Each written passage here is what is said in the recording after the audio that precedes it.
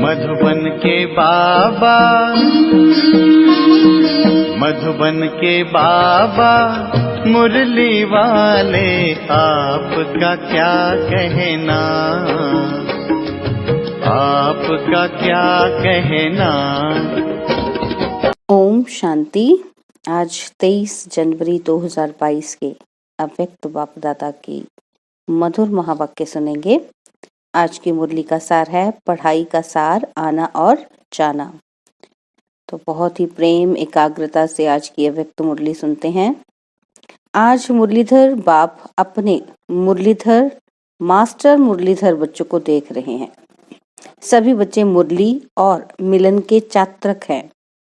ऐसे चात्रक सिवाय ब्राह्मण आत्माओं के और कोई हो नहीं सकता।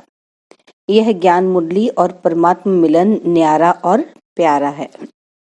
दुनिया की अनेक आत्माएं परमात्मा मिलन की प्यासी हैं, इंतजार में हैं, लेकिन आप ब्राह्मण आत्माएं दुनिया के कोने में गुप्त रूप में अपना श्रेष्ठ भाग्य प्राप्त कर रही हो, क्योंकि दिव्य बाप को जानने अथवा देखने के लिए दिव्य बुद्धि और दिव्य दृष्टि चाहिए, जो बाप ने आप विशेष आत्माओं को दी है।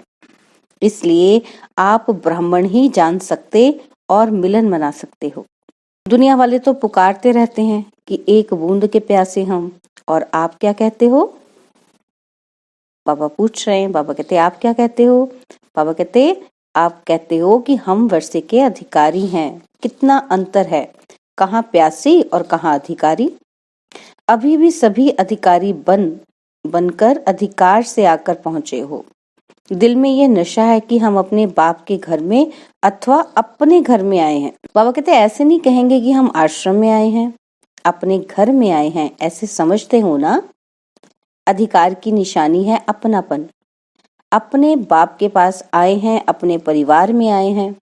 मेहमान बनकर नहीं आते, लेकिन बच्चे बनकर आए हैं अपने घर में। चाहे 4 दिन के लिए आते हो, लेकिन समझते हो कि मधुबन अपने स्थान पर पहुंचे हैं। तो यह आना और जाना, बाबा कहते ये है आना और जाना। आप ब्राह्मणों की जो पढ़ाई है वह मुरलीधर की जो मुरली है, उसका सार यह 2 शब्द ही हैं। कौन से 2 शब्द? आना और जाना। बाबा कहते याद की यात्रा का अभ्यास करते हो? पूछ रहे हैं बाबा। फिर बाबा कहते कर्मयोगी का अर्थ ही है कि मैं अशरीरी आत्मा शरीर के बंधन से न्यारी हूँ। कर्म करने के लिए कर्म में आती हूँ और कर्म समाप्त कर कर्म संबंध से न्यारी हो जाती हूँ। कर्म करने के लिए आती हूँ शरीर में, और कर्म करके जो भी इस शरीर के संबंध है उनसे न्यारी हो जाती हूँ और सबको आत्मिक संबंध से देखती हूँ। बाबा कहते हैं संबंध में रहते हैं, बंधन में नहीं रहते। तो ये क्या हुआ? यानी कि कर्म के लिए आना और फिर न्यारा हो जाना। बाबा कहते कर्म के बंधनवश कर्म में नहीं आते हो, लेकिन कर्मेंद्रियों को अधीन कर अधिकार से कर्म करने के लिए कर्म योगी बनते हो। इंद्रियों के कर्म के वशीभूत नहीं हो। कोई भी किसी के वश हो जाता है तो वश हुई आत्मा मजबूर हो जाती है, और मालिक बनने वाली आत्मा कभी किसी से मजबूर नहीं होती है, अपने स्वभाव में मजबूत होती है। कई बच्चे अभी भी कभी कभी किसी न किसी कर्मेंद्रिय के वश हो जाते हैं, फिर कहते हैं आज आंख ने धोखा दे दिया, आज मुख ने धोखा दे दिया, दृष्टि ने धोखा दे दिया। बाबा कहते परवश होना अर्थात धोखा खाना, और धोखे की निशानी है दुख की अनुभूति होना। और धोखा खाना चाहते नहीं हैं, लेकिन ना चाहते हुए भी कर लेते हैं। इसको ही कहा जाता है वशीभूत होना। मतलब कि हम करना नहीं चाहते, लेकिन फिर भी हमसे हो जाता है। तो बाबा कहते ये वशीभूत हो गया, आप उनके कब्जे में हो, माया के कब्जे में हो, है ना। बाबा कहते दुनिया वाले कहते हैं चक्कर में आ गए, चाहते भी नहीं थे, लेकिन पता नहीं कैसे चक्कर में आ गए। बाबा कहते आप सुदर्शन चक्रधारी आत्मा किसी धोखे के चक्कर में नहीं आ सकती, क्योंकि सुदर्शन चक्र अनेक चक्कर से छुड़ाने वाला है। ना सिर्फ अपने को, लेकिन औरों को भी छुड़ाने के निमित्त बनते हैं। अनेक प्रकार के दुख के चक्रों से बचने के लिए सोचते हैं कि इस सृष्टि चक्र से निकल जाएं, लेकिन सृष्टि चक्र के अंदर पाठ बजाते हुए अनेक दुख के चक्रों से मुक्त हो जीवन मुक्त स्थिति को प्राप्त कर सकते हैं। बाबा कहते ये कोई नहीं जानता है, आप चैलेंज करते हो। बाबा कहते दुनिया वाले जानते नहीं कि हम शरीर में रहते ही, जीवन में रहते ही जीवन मुक्त भी बन सकते हैं। बाबा कहते लेकिन आप चैलेंज करते हो उनको कि हम आपको जीवन में मुक्ति डबल दिला सकते हैं, जीवन भी हो और मुक्ति भी हो। ऐसी चैलेंज की है ना।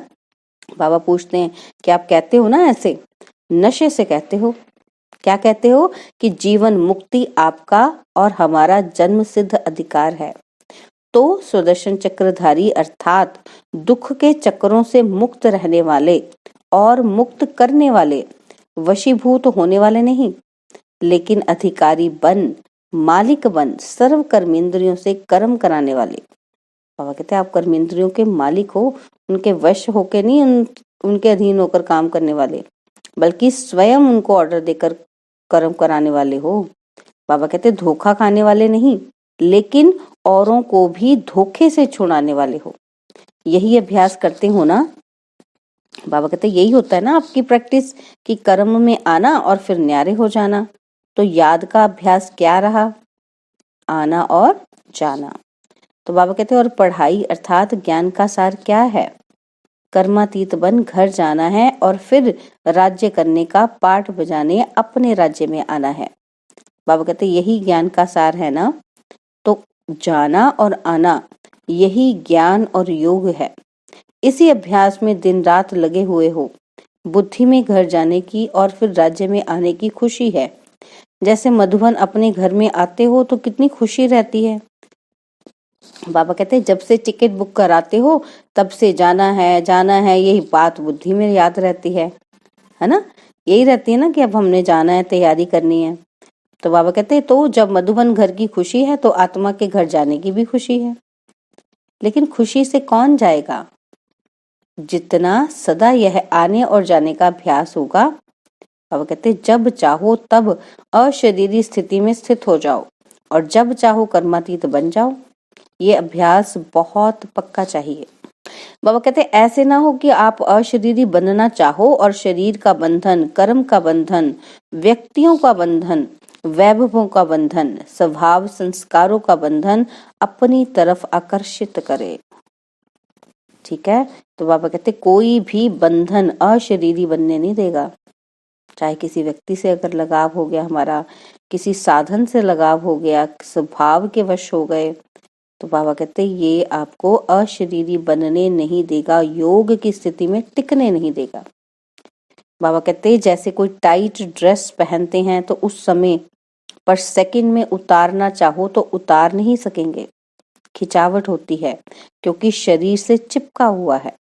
तो ऐसे कोई भी बंधन का खिंचाव अपनी तरफ खींचेगा, बंधन आत्मा को टाइट कर देता है। इसलिए बाप दादा सदैव यह पाठ पढ़ाते हैं, निर्लिप्त अर्थात न्यारे और अति प्यारे। यह बहुत काल का अभ्यास होना चाहिए। बाबा कहते ज्ञान सुनना सुनाना, सेवा करना यह अलग चीज है, लेकिन यह अभ्यास अति आवश्यक है। बाबा कहते हैं पास विद ऑनर बनना है, तो इस अभ्यास में पास होना अति आवश्यक है। और इसी अभ्यास पर अटेंशन देने में डबल अंडरलाइन करो। किस पर डबल अंडरलाइन करने के लिए बाबा ने बोला है? कौन से अभ्यास के लिए? अशरीरीपन के अभ्यास के लिए, है ना। तो बाबा कहते ज्ञान सुनना सुनाना और सेवा करना ये दोनों अलग चीजें हैं और योग अलग चीज है। तो बाबा कहते इसी अभ्यास पर अटेंशन देने में डबल अंडरलाइन करो, तब ही डबल लाइट बन कर्मातीत स्थिति को प्राप्त कर डबल ताजधारी बनेंगे। ब्राह्मण बने, बाप के वर्षे के अधिकारी बने, गॉडली स्टूडेंट बने, ज्ञानी तो आत्मा बने, विश्व सेवाधारी बने।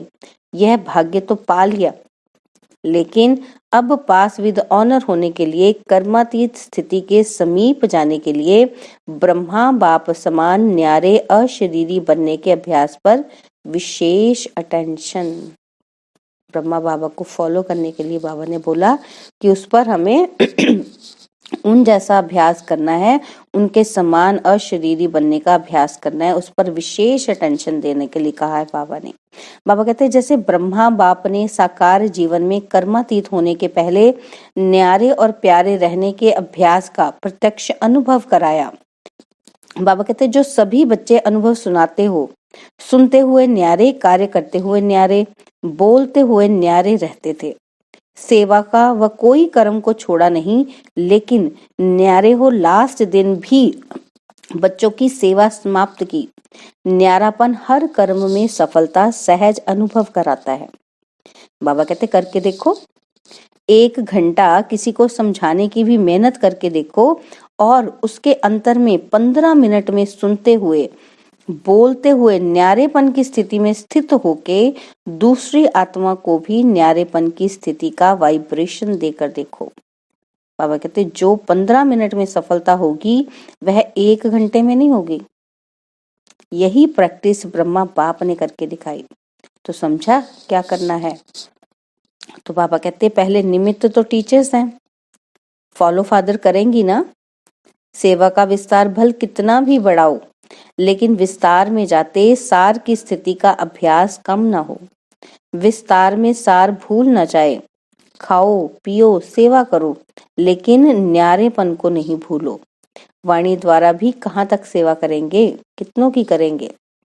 बाबा कहते अब तो रूहानी वाइब्रेशन, अशरीरीपन की स्थिति के वाइब्रेशन, न्यारे और प्यारेपन के शक्तिशाली वाइब्रेशन वायुमंडल में फैलाओ। सेवा की तीव्र गति का साधन भी यही है। दूसरों की सेवा करने के पहले स्वयं इस विधि में संपन्न होंगे, तब सेवा की सिद्धि को प्राप्त करेंगे। तो बाबा कहते अब वाणी में आना सहज हो गया है और दिल से भी करते हो, क्योंकि अभ्यास पक्का हो गया है। तो ऐसे यह अभ्यास भी नेचुरल हो जाएगा। इस नेचुरल अभ्यास से ही नेचर बदली होगी। बाबा कहते चाहे मनुष्य आत्माओं की नेचर, चाहे प्रकृति, समझा, सबकी चेंज होगी। बाबा कहते मुश्किल तो नहीं लगता है ना। बड़े ते बड़े बाप के बच्चे हैं और बड़े ते बड़े प्राप्ति के अधिकारी हैं, तो उसके लिए कोई बड़ी बात नहीं। बाबा कहते टेंशन रखना तो आता है ना, कि टेंशन रखना आता है। फिर बाबा ने कहा कि निजी संस्कार अटेंशन के हैं। जब टेंशन रखना आता है तो अटेंशन रखना क्या बड़ी बात है। बाबा कहते टेंशन रखने में तो आदती हो गए ना, तो अटेंशन का भी टेंशन नहीं रखो, लेकिन नेचुरल अटेंशन हो। कई ऐसा भी करते हैं कि अटेंशन को टेंशन में बदल देते। बाबा कहते लेकिन अटेंशन को अटेंशन के रूप में देखो, बदली नहीं करो। ओरिजिनल अभ्यास आत्मा को न्यारी होने का है। न्यारी थी, न्यारी है, फिर न्यारी बनेगी। बाबा कहते सिर्फ अटैचमेंट न्यारा बनने नहीं देता है। और वैसे आत्मा की ओरिजिनल नेचर शरीर से न्यारे रहने की है। देखो बाबा ने क्या कहा कि आत्मा की ओरिजिनल नेचर शरीर से न्यारे रहने की है, अलग है। शरीर आत्मा नहीं, आत्मा शरीर नहीं, तो न्यारे हुए ना। बाबा कहते सिर्फ 63 जन्मों से अटैचमेंट की आदत पड़ गई है। ओरिजिनल तो ओरिजिनल ही होता है। अच्छा, बाबा कहते डबल विदेशी भी पहुंच गए हैं नया वर्ष मनाने के लिए। बाबा कहते मेहमान बनकर आए हो या बच्चे बनकर आए हो, पूछ रहे हैं बाबा। बाबा कहते अपनापन लगता है ना। बाप दादा भी बच्चों को अपने घर में देख हर्षित होते हैं। बच्चे सदैव घर का श्रृंगार होते हैं। बच्चों से मधुबन सज जाता है, इसलिए बाप दादा अपने घर के श्रृंगार को देख खुश हो रहे हैं। चाहे भारतवासी चाहे विदेशी, बाबा कहते दोनों ही घर के श्रृंगार हैं। बाप दादा आने की भी मुबारक देते हैं और जाने की भी मुबारक देते हैं। बाबा कहते यहाँ आना भी अच्छा है, जाना भी अच्छा है। विदाई नहीं है, बधाइयां ही बधाइयां हैं। जाएंगे तो सेवा की बधाइयां, और यहाँ आए हो तो मिलने की बधाइयां। बाबा कहते दोनों ही मुबारक है ना। अच्छा, सर्व देश विदेश के सदा अधिकारी बच्चों को, सदा ज्ञान और याद के सार में रहने वाली श्रेष्ठ आत्माओं को, सदा आना और जाना इस स्मृति से संपन्न बनने वाली आत्माओं को, सदा ब्रह्मा बाप को फॉलो करने वाले, कर्मातीत स्थिति के समीप पहुंचने वाली योगी आत्माओं को, सदा अपनेपन के अनुभव और अधिकार की खुशी में रहने वाले खुश मिजाज बच्चों को बाप दादा का याद प्यार और नमस्ते। ओम शांति। प्यारे बाबा, मीठे बाबा, मेरे बाबा, शुक्रिया बाबा, शुक्रिया बाबा, शुक्रिया बाबा। डॉक्टर्स प्रति अव्यक्त महावाक्य हैं। बाबा ने कहा कि सभी डॉक्टर्स के दिल में क्या है? हॉस्पिटल तो नहीं है ना? तो बाबा को दिल में बिठाना अर्थात सदा के लिए अनेकों को शफा देना। आजकल तो डॉक्टर्स भी कहते हैं कि दवाई इतना काम नहीं करेगी जितनी दुआ करेगी। वो भी दवाइयों से दिल शिकस्त हो गए हैं, क्योंकि जानते हैं ना कि इसकी रिजल्ट क्या है और क्या निकलेगी। इसलिए अभी सबकी नजर दुआओं की तरफ जा रही है। अभी योग एक्सरसाइज के रूप में चारों ओर बढ़ता जा रहा है। बाबा कहते अभी योग तक आए हैं तो सहज योग तक आ जाएंगे। दवाइयों के बजाय दूसरी तरफ अभी बुद्धि तो गई है ना, आखिर ठिकाने पर आ जाएंगे। तो डॉक्टर्स यही काम करते हो ना। बाबा कहते सबकी बुद्धि को ठिकाने पर लगाने वाले हो ना। अच्छा है, हिम्मत रखने से बाप की मदद स्वतः मिल रही है, मिलती रहेगी। जहाँ हिम्मत है वहाँ असंभव भी संभव हो जाएगा। बाबा कहते सभी असंभव को संभव करने वाले हो। जो दुनिया वाले कहते हैं कि मन को एकाग्र करना बड़ा मुश्किल है, असंभव भी कह देते हैं, और आप क्या कहते हो? बाबा कहते आपके लिए तो सेकंड की बात है ना। बस बाबा कहा और मन ठिकाने पर पहुंचा। तो आपके लिए सेकंड का काम है और उन्हों के लिए असंभव है। तो बाबा कहते कितना अंतर आ गया। टाइम तो नहीं लगता है ना। ऐसे तो नहीं कि गीत बजे, लाल बत्ती जले तभी मन टिकेगा। बाबा कहते ऐसा तो नहीं है ना बच्चों का। मेहनत तो नहीं करनी पड़ती ना बाबा को याद करने के लिए। अपना बाप है ना। बाबा कहते कोई दूसरे का बाप तो नहीं है। अपना बाप नहीं हो और कोई कहे ये आपका बाप है, इसे याद करो, तो याद नहीं कर सकेंगे ना। लेकिन यह तो अपना है। तो बाबा कहते अपनी चीज को याद करना कभी मुश्किल नहीं होता, पराये को याद करना मुश्किल होता है। तो बाबा कहते आप तो अधिकार से याद करते हो या भगवान है, बहुत बड़ा है, सूर्य समान है, ऐसा याद करते हो? बाबा कहते हैं सब कुछ मेरा है, इस अधिकार से याद करो। किस अधिकार से याद करना है?